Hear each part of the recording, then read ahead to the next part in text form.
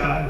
This is cannabis. I'ma let the world know the truth. You don't want me to shine, you study my rhyme. Then you laid your vocals at the mine. That's a bitch move, something that Dizaster would do. You say you the best battle in the world, you ain't telling the truth.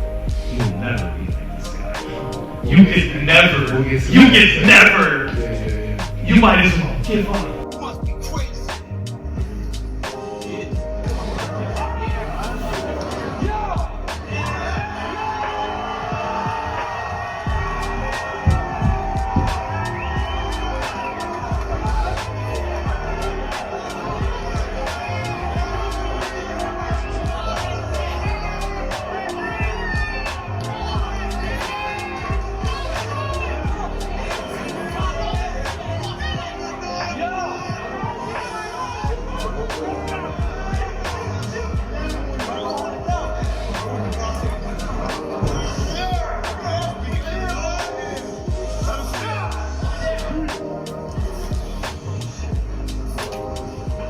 Whatever y'all expecting from me.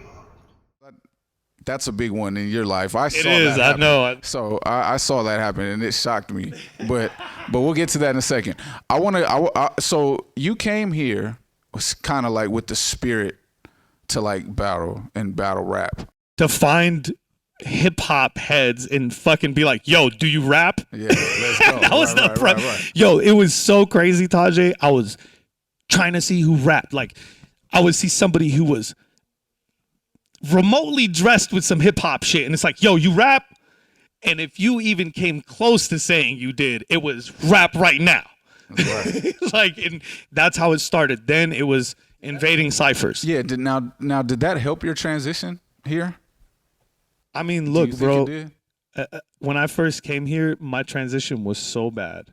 I was so out of place. Why? There was so much racist shit happening to me because this was a year before Osama bin Laden supposedly hit the towers. Okay. But it was right after, it was still after the first time they hit the World Trade Center. So there was this whole bin Laden shit in the air and all this shit going on when I got here, right? Talk about Bro, that. That's a reality for a lot of people. So it is. I mean, I'll get into it as blunt as possible. Yeah. Me and my dad were the first people to move out here. My mom and brother had to stay behind because only me and my pops could come here. Me and my pops came here and we stayed with his friend. You know what I'm saying? We didn't even have a spot to stay, so we stayed there for a couple of months. We finally moved into a neighborhood in Canoga Park on Independence Street, which was a hood. Yeah. Like, it was popping, right? Yeah. I know So I get there, and immediately my first day on the block, I go down and I'm trying to find who smokes weed. You know what I'm saying? And I just start meeting people. The first person I meet from there is from Grape Street, and he just lives there.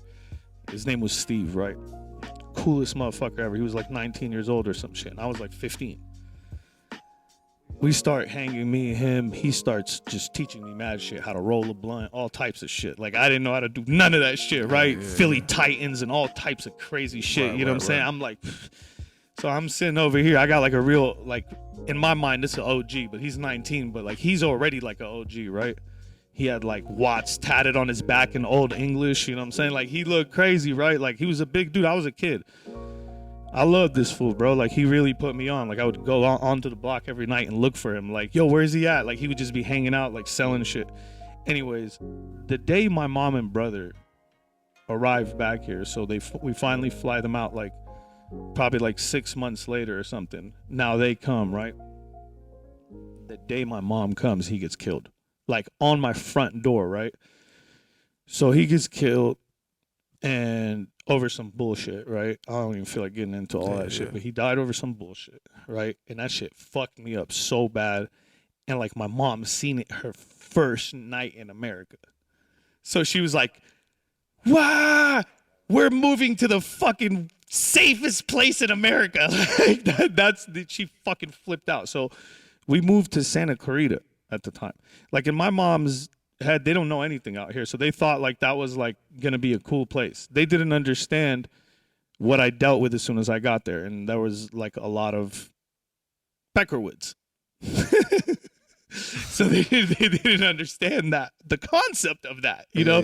They're like, oh, it's all, you know, here, white people here, you know, type of shit, you know. So I can see where you don't. Yeah, you know what I'm saying. But it wasn't though, like, because Santa Clarita at the time, gangsters was moving all the way out from LA up there because the property was dropping and it was like good rent. So gangsters were getting in trouble and just moving out there. All my neighbors were from somewhere. It was crazy. Even though we were in like a suburb to say, everybody was from somewhere. Like Bloods here, Essays here, Crips here on a fucking normal block, bro. Like they have nothing to do with each other type of shit, you know. So they put me in this school, man, and I lasted 9 days, right? On my 9th day in this school, I get into it with this group of fucking kids, right? And they going ham on me, like calling me crazy shit. Like, listen here, you towel monkey and dune coon. Like, I was hearing words I've never known in my life. I had to figure out what they meant later. So they were saying crazy shit to me, right? I was just fresh from Lebanon. Bar fights at 13 years old. That's what I didn't cover with you. When we were like 13 in Lebanon, we would go, they would let us into the bar to smoke and drink. We had a 17-year-old bartender would let us in, and we would smoke and drink at this bar. We'd get into bar fights, and we'd fuck older people up too at other places. Like, it was crazy, right? So I'm already like kind of turned up for a 15-year-old. And these kids are like, we gonna fuck you up type of shit, right? Like, as soon as the bell ring type of shit. So there's like this period of time between when the bell gonna ring. I have like an hour left. It's like 2 p.m. and I know I gotta fight all these motherfuckers at 3, right? So I go and I start searching for anything I could find that I could use as a weapon. And I go into a pile of wood that I find because they're like remodeling one of the bathrooms. And I find like this fucking pile of wood, and I just start looking through it, and like right there laying like, oh, there was like a fucking 2x4 with nails coming out the sides of like the whole front of it. It was like a little mini caveman stick, right? I seen it and I was like, oh my God, I'm gonna fuck all these guys up with this shit. So I take it and I like slide it into my shirt. It's like all fucking me up, spiking me, but I'm walking around with it and I'm waiting for the bell to ring because I'm about to get rushed by like 10 motherfuckers, bro. And I got all these trucks with iron crosses and weird shit on them and all that shit. Like, this is like a group of people that I got into it with. So, bro, before the bell could ring, I'm walking, right? And I just see this little Afghani kid, right? Like, he's clearly like the only other like Arab kid around. And the same shit's happening to him at the same time, but some big ass dude like with a bald head is just on him, pushing him around, saying he owes him money and shit, right? So like, I walked up and I don't know why the fuck I did this. I think I was just like, yeah, fuck it, I'm probably gonna get fucking kicked out of this school in like an hour or so, whatever. I was like, hey, here's $5. Like, I gave the big dude money, right? Like, I was like, leave this fucking kid alone type of shit, right? Right. I don't even know why I did that. So, like, when I did that, he took my money. He's like, man, shut up. And, like, took my money and, like, just pushed the other dude again. And he's like, man, shut up. Like, what you want? Saddam or some shit? Like, it was just racist shit. Yo, he said that shit to me, bro. And this dude was huge. He was bigger than all the dudes that were talking shit to me. He was like, all of them combined. I had to weigh the options. Do I fight this guy or those 10 motherfuckers? But I got the stick on me. So, not that type of stick, you know, today's metaphors. A real stick. Like an actual fucking wooden stick. Right. So, I really hate talking about this in a funny way because this was the only shit that I do know that traumatized me. You know what I'm saying? I got in his face a couple times and I was just like, man, I was like, today's not the day, bro. Like, I was tough with this guy, and he was one of the football like players on the team of the school. You know what I'm saying? And I want to keep this in mind. He had turned 18 that week. So I was a fucking like a freshman fighting a senior, right? So he basically just gets in my face again, pushes me so hard I fly onto the floor with this shit on me, right? So like I fall all over the floor. Yeah. And I'm like, that's it, man. Like the next time I get up, man, I just fuck this whole shit. You know what I'm saying? I stand up again and I just start walking back up to him. He's like, are you serious? Like, because the first time I just walked up to him and he just dragged me. Like he pushed me so hard I flew. So then he seen me walking up again. He's like, are you fucking serious? Like he was mind blown that I was walking back up to him. He cocked his hand back and and it got really ugly, bro. Like I fucked this guy up so bad they sued my whole family. Like it was like insane. It was like the most fucked up shit ever. They tried to say I was trying to kill him, like, because I hit him with that stick a lot of times. I mean, how does that when you think about that now? Because I noticed, obviously, you said it traumatized you. What are some of the feelings that you feel when you're talking about that? Images. I just remember images, right? Yeah. One of the two images that I remember. One of them was I bloodied this guy up so bad that like at one point he was trying to talk to me, and like, bruh, he was trying to talk to me, and his mouth, like he had strings coming down his, like it was just strings. Like he was like trying to talk, but it was all like strings of blood, like closing his mouth up. He's like, throw the stick down, pussy.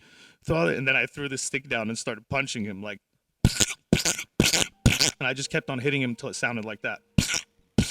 And then I just got pulled off by a bunch of people. I got arrested by the cops, like fucking gunpoint type of shit. And I just remember the second image was when they took me to the top of the staircase. There's like this area where you go all the way up. He was still laying on the floor, bro. And he was laying in a puddle of blood, and it looked like some Grand Theft Auto shit. It looked like he got gunned down.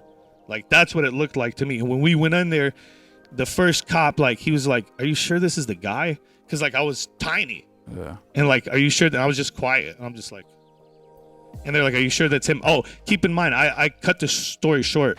After I fucked them up, they didn't arrest me right away. I got up and I fucking bailed out. I went into the fucking, men's locker room, and that fucking Afghani kid had his homie with him, and they opened up the locker, threw a jersey onto me, like my shirt was bloodied as fuck, the shirt that I was fighting him with. So they gave me this football jersey, and I walked out with it, and like, I didn't fucking wash I fucking like rubbed my hands off as much as I can. And pretty much when I was in there, one of the cops was just like, that's not him. Like, for sure, this guy's covering for somebody. Like, this guy fucked him up like this? The guy was fucking destroyed. And I just remember I was about to like get away with it damn near. Like, this fool's about to let me go. And the other fucking sheriff walks in, and he just grabs my hand. Like, he holds my hand up like this in front of my face, starts looking at my nails and sees blood in all my nails. Like, he sees the blood in my nails, and he just slams my hand down. He's like, it's him. Like, I'm just like, oh, fuck. And then, like, I got an assault with a deadly weapon on school campus. And they sued my entire family. The good part is my fucking phone number got fucking let out into the school, and everybody started calling me because I was on house arrest, and everyone started fucking calling me the whole week saying, I love you. This guy did this to me. This guy did that to me. Fuck that guy. It was crazy, bro. I fucked up some bully. That's how I know. How do you feel about that now when you look back at that?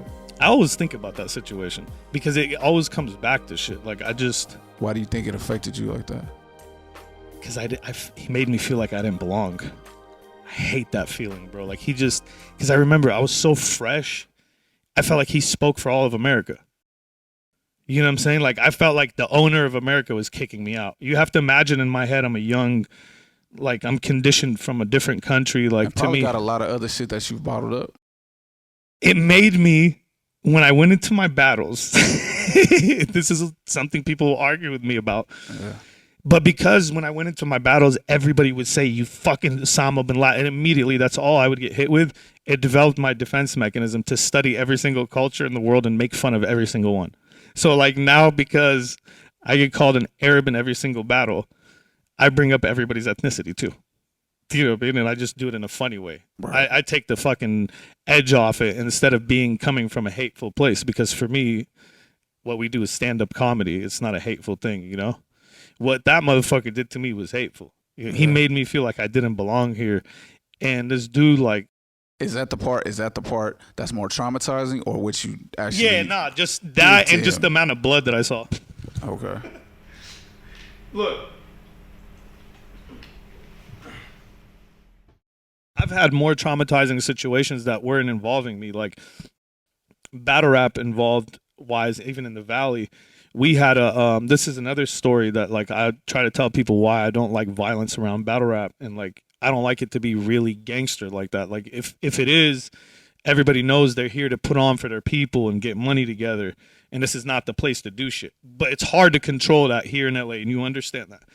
So back in the days, it just, one of the things that really, you know, that stuck with me my whole battle career is, you know, a couple of times we've had battles where shootouts would happen at the end of them, but nobody really dies.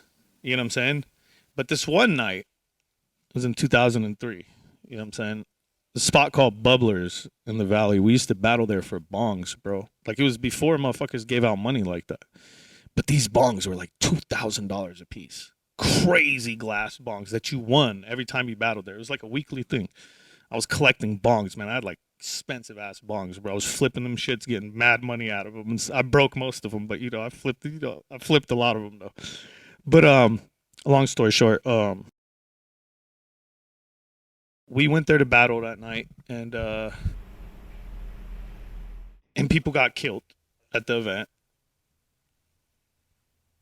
As I recall, 3 people got killed. But when I read the papers, it said 2 people got killed, and I think the other dude ended up surviving. You know what I'm saying? The traumatizing part about it is seeing like how this situation led to these people getting killed, right? It's one of those crazy like Cali stories where, you know, when you tell people that are not from here, like, yeah, it looks pretty here, but like it's really not. You know how shit looks pretty? Oh, yeah. Well, that was one of those situations where not only were they in a pretty area, they're in the valley, like near CSUN. Like, fucking like Plumber and fucking Zelza over there.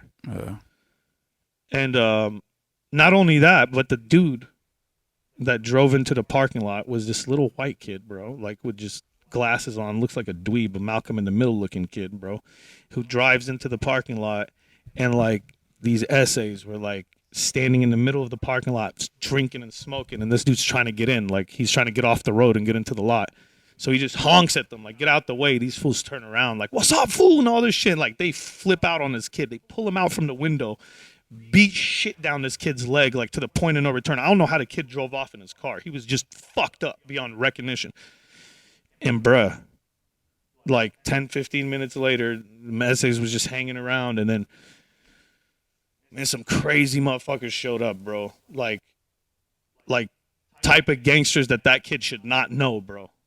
Like, hey, where they at? Where they at, cuz? Like, I'm like, hey, man, I don't fucking know shit. Like, I'm here to battle, man. Like, it was just one of those nights where, like, you're in LA and things are about to get really fucking different. And that's what we dealt with just battle rap-wise, like some of the traumatizing shit. They went and shot the whole shit up.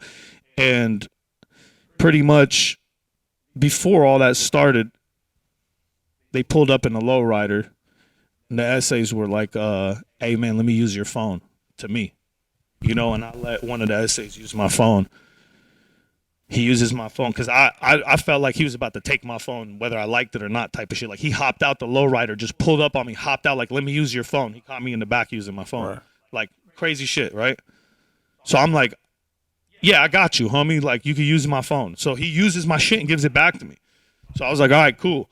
You know, then his boy get out the car. He's like, let me use your phone. I was like, hey, man, I got to go inside. You know what I'm saying? And his boy was like, nah, fool, what's up, homie? Like on some, like, you got change for a payphone type of shit. I'm like, nah. He started patting my pockets. I'm like, bro, hey, man, like, don't play with me type of shit, man. I'm not a gangbanger. I'm here to rap. Like, don't fucking touch me. He's like, what's up, fool? Like, I'm from da-da-da. I was like, I don't care, bro. I'm fucking here. I got a battle in 2 minutes. Like, we're about to start, and this dude's trying to talk to me about all this shit. I was like, I'm trying to memorize my shit, right? He's like, that's what's up, homie. Hey, well, just remember the name and all this shit, right? And they go around, they stomp the white boy out, boop, boop, boop, boop, boop, boop, boop. When them motherfuckers come back and they smoke everyone, one of the things that happened was my car was parked right there near Cupid's Hot Dogs, you know what I'm saying? And kid ran out the car. He lit the car up. He caught 2 of them in the car. One of them got killed. The other guy ran out, right? We seen him go around the corner. He's running, and he runs after him. We just see light coming from the corner, bro. It's just like, bah, bah, bah, bah, bah. Light just coming. Light from the alley. I'm like, damn, I got to go that way. Like, that's the way I got to walk. I can't go no other direction, bro. Like, that's the only way. So I just wait. Like, I don't know, 15 seconds or 20 seconds or some shit. And I just start mobbing that way, right? And I see him on the floor, bro. Like, and my first initial reaction was, this is the guy that pocket checked me. You know what I'm saying? But I didn't give a fuck anymore. Like, I was like, this dude's probably like hurt. You know what I'm saying? I like the human in me kicked in. I was like, yo, you good, homie? Like, I'm about to get into this. This is probably one of the most traumatizing things I've ever experienced in my life, period. So I was like, you good, homie? And like, he's not talking. So I'm looking at him, and like, he has a broken 40 next to him. And like, I'm like looking around, and there's just no blood, and there's nothing. Like, he just looks normal, bro. Like, he just has his eyes kind of open, like, too, like his eye, like, he just doesn't even look. He looks like he's just laying there, and he's about to get up. So I'm like, yo, you good? And I'm like, so I started patting his chest, like, I'm trying to see if he got hit, like, and there's just nothing. Like, I'm just like, what the fuck? Like, did this fool just fall or some shit? So I just start slapping his face. I'm like, wake up, bro, wake up. Yo, wake up. And I go, boom, boom. And then his brains just come. Like, bro, like, I move his head. The dude blew the back of his head off. And pretty much he fell on the floor, and his skull fell on the hole and was holding his brains in, bro. So when I did all this shit, eventually I moved his fucking head too much, and the shit just poured out the side, bro. I remember how it smelled. It was the worst shit I've ever smelled in my life. I've never smelled a worse smell. My fucking stomach just started fucking doing backflips as soon as I smelled it. And I think I just, like, at that point, I just did like a quick stand up, and I bolted in a straight direction harder than I ever have in my life, bro. Like, as soon as his brain came out from the side, I was just like, and this is how crazy it was. I'm running like Flash, bro, like, and I could see in slow-mo bitches running next to me, like, like crying. I'm like, bitches, come with me. Like, I grab them, like, and just take these girls and take them into my car. And like, they're crying in my car. I'm like, where are we going? And I'm like driving, like, I don't know what the fuck just happened. Like, where do you guys want to go? They're like flipping out. It was the craziest fucking night ever. Have you ever, like, crazy shit? Have you ever thought about how you've externalized these experiences? Because, like I said earlier, well, this is the thing. Nah, and the reason why I asked that is because, again, if somebody looks up Dizaster on the internet, one of the things that comes up is, like I said, quick temper. Oh yeah.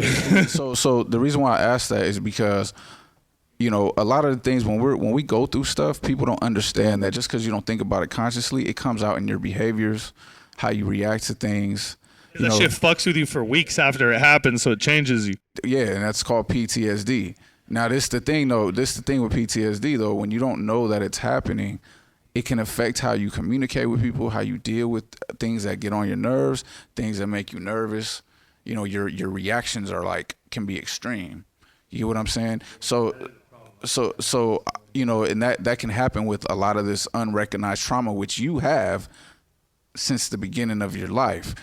You know, even going back to living in Lebanon. So, you know, I wonder how much of that has played into how you've externalized, you know, some of these things, whether it's definitely why I'm so different. I feel like it's why I'm so different. Yeah. Like, people always can't put a finger on why I'm so different. I think all those things, like growing up how I grew up, bro, like the whole Lebanese experience in the 90s could never be replicated. Even kids in Lebanon today will never understand what we dealt with in the 90s. Like, we really had a different world that we were a part of, and everything was just so, I don't know how to explain it. Like, we were almost on our own. Like we had to like raise ourselves. Like, yeah. It's crazy. Like, we was just out there, and we didn't have what all the other kids had. And it's not on a poverty level. It's just on an access to anything. Like, we're talking about anything. Like, the cartoons we watched, everything was just, we're never satisfied as kids. So, like, I feel like that might have played a role into me always being angry. Absolutely. Like,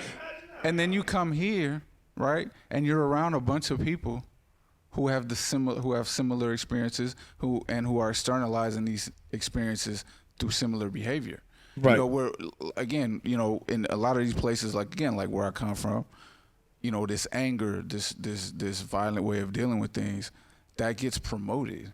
Like Right. you get looked at, that gets looked at favorably. Yeah. You know what I'm saying? When it's actually maladaptive to us. Right. You know, Right, right. not just us individually, but us as just each other as people. So, you know, this is why I say that it's good for you when you think about these things that traumatize you, like that experience you just talked about. It's good to think about, okay, how was I dealing with these things as a child? How was I, you know? But I could relate it to, like, to be honest with you, it's probably like the same as like someone growing up in the hood out here, because it's probably not worse, because if you think about it, like if you grow up in America in like the worst hoods, like if you in the projects type of shit and you don't grow up with nothing, right? Mm-hmm. You get to see the rich motherfuckers that have everything across the street type of shit. A Like lot of times. you drive up the street and you see it. Like it wasn't like that for us. We didn't see it anywhere but TV. So for us, it was far away. Like we couldn't grab it. Like it was all just on TV, like the movies. Like let's say the movies, right?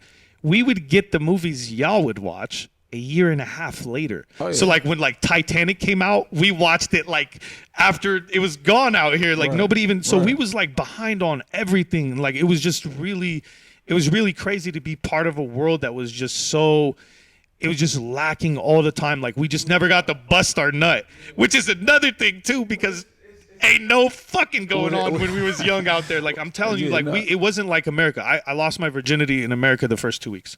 So like you know what I'm saying? Isolation, what you're talking about. It is took me isolation. 2 weeks in America. Like I got here and I finally fucking got laid for the first time in my life. Right. Most kids lose their virginity at 15, but here in America, it's a little bit crazier. Like kids are fucking crazier. Like you get exposed to shit way before us over there. We just got exposed to different shit. Like we didn't have drugs. There was no such things as that. We had cigarettes and alcohol. And it was okay for us to buy it. It's different trauma. It's trauma all the same, but it's different. And the one thing I noticed when I asked you, when you were talking about the dude in the parking lot, I said, you know, I asked you, I said, well, how do you feel when you look back at that? And you said, I don't know, I only see things in images. Now, what that communicates to me, clinically, right, is that there's been a cutoff between you and that experience. And that's your brain.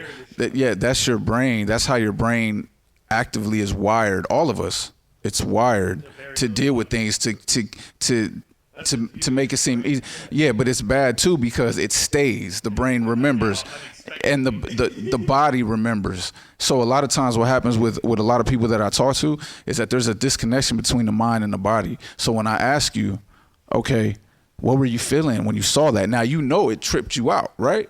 But if you really look back, and you don't have, you know, and it takes more than a session to do these things, but when you really look back one day and you really like think about that experience, you'll sit there and you say, damn, how was my heart feeling? Look, the Apache hitting the building. Yeah. The most thing I remember from that is my heart. Yeah. Like I remember it doing some shit. Like it moved my heart. Like I remember it exploding, it rubbling in front of me, and I just, like it was just like a ching, and I remember that. It's almost like it fucking still exists. Now you see that reaction that you had where you were like this? Yeah. Okay. So now if that goes unprocessed, right? And you don't know that your body reacts like that when you're under stress, it still reacts unconsciously like that. And guess what the reaction is? Because you're not thinking enough to say, you know what? Wait a minute. I'm feeling, damn, I'm about to trip out right now. You know what I'm saying? Like, oh man, this is reminding me of something. I'm about to trip out. I'm about to sock this dude. I'm about to shoot this dude. Now I think I really try to control my temper way more these days. Thank God. I feel like in your situation, when I look at it, I say thank God for hip hop and battle rap. Bruh, it did save me. It did, because when I stopped soccer, it replaced it. Yeah, when I watch your battles, right, and I've watched most of them. You know what I'm saying? The way you are in the battle, you're very animated. There's a lot of body movement. You know what I'm saying? There's a lot of body movement. There's a lot of passion. There's a lot of, you know, you're very animated, and you can feel but you can feel like the tension there. You can feel it when you're rapping. So I'm thinking, sometimes I'll be genuinely mad. Yeah, and in those instances, I feel like that's therapy for you, because you're able to get out these things that you're bottling in. You know, they're coming out in the battle. You're so right, bro. And it works for you. Because when we done, we always end up homies. Like when you done, it's like, oh man, let's go fucking smoke one together. You know what I'm saying? My bad. It's like a weight lifted off your shoulders once it happens. You feel it too. It's a real physical feeling. Like you feel a weight that just lifts when the battle is done. It's like you just let all of it off your chest, like for real. Like, and I think it's almost genius the way you've been able to, because I feel like that comes from your trauma, like your style of battle rap and how you approach it. I feel like when you let that out, it's like a volcano. It is a little bit, but a lot of my shit is predicated on just wanting to see people fucking enjoy themselves. Like I really just be you're an wanting, entertainer. You entertain. Yeah, I really be wanting to see that look on people's faces when they realize I said some shit that they could have never thought of. That is a crazy feeling. Like just to make somebody be like, wow, like that. And then and then that's what I'm saying. It's the reciprocation of, all right, I'm letting this whatever's out, whether it's anger, it's pent up energy, whatever it is, and then you're getting these good accolades for it. That's why I feel like it was a blessing. It was a blessing because you're letting out a lot of this negativity, no matter how it's coming out. You're letting it out and you're getting positive back, which, you know, like I said, thank God for battle rap, bro. It is definitely my outlet. I can't really imagine. Like it's been a year since I really battled almost. It's the longest I've ever went in my life. I've never done that. What happened? Okay, and I do feel like it's about that time, but I feel good, man. Yeah, nah. I wanted to take you back to a battle. Because you talked about how things sometimes Which one out of my 200 and zillion? Yeah, I'll let you name the names, bro. I'm just going to say what happened. You know what I'm saying? At the end of the day, because you talked about how things can go left sometimes. Yeah, right? I know where this goes. And things explode, right? Can you recall what you were feeling when you laid hands on somebody in a battle? Because it was one of the most famous, you know. It was a range. A lot since then, it was a range of emotions, man. Like, all right, so like we had this ongoing shit back and forth for a while. There was this little East Coast, West Coast underlying tone to it. Yeah. But ultimately, he was saying a lot of shit that he was gonna do to me in the battle. And like how he's gonna smack me and do all this fucking crazy shit and how he didn't want to rap. And then he started drawing pictures of me with my tooth knocked out. He did all this extra shit. So he already had me like on my toes, right? Even though he did all that, I kind of was able to rise above it. Like all those feelings of like what you just said, the anxiety and just wanting to take off on him because of it. Like him just merely suggesting any of that shit. I just wanted to fucking just take off on him.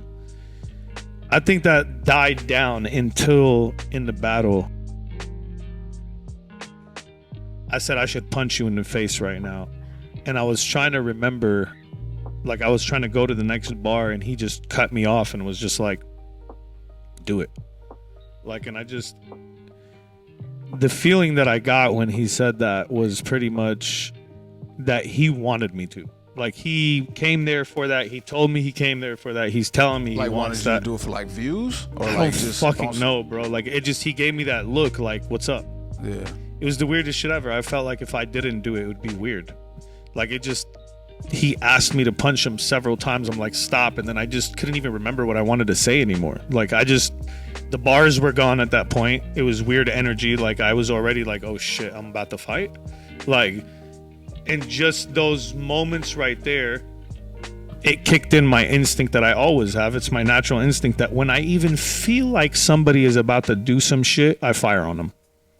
This is a California thing, bro. Yeah. I can't explain this to people that are not from here. Right. But if you're in my face and you look like you're about to do some shit, I'm going to hit you. Like it's like if you even insinuate or the body language changes, my boy, I'm not going to sit here and be like, yo, by the way, here's a punch coming. Like you're not about to get that. You know what I'm saying? Yeah. It just got really just tense right there. In that split second, I just hit him like my hand flew. Like it wasn't.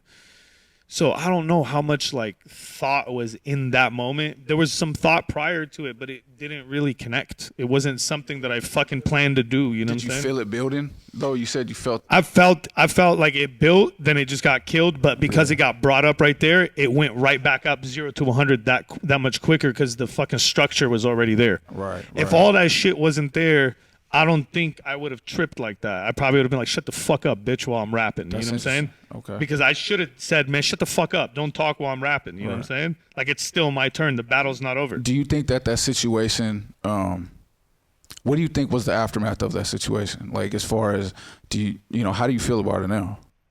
I don't really give a fuck about it. Not how it affected him. That's not what I mean. But I mean, just as far as like, because I saw it at least. People think like now that if I defend myself, I'm trying to be tough now. People think now I'm supposed to eat shit and just let people talk crazy to me. Because now if people talk crazy to me, they have a right to or some shit. And I got to just be like, oh, no, it's all good. I got to mark out of situations now because, and it's not even about being tough or not being a mark or nothing, but it's like, bruh, like, I'm the bad guy no matter what I do. The double standard is crazy. Like, for me, it's retarded. I can't really do much things that other people do. You know what I'm saying? I can't say the shit that other people be saying. I can't even respond the way other people do. Like, I be seeing other battle rappers like, yeah, I'll fuck you, suck my dick, I'll kill you and your mother and all this shit. Like, if I say some shit like that, they'd kill me. So do you feel like sometimes you're like a prisoner of your accomplishments?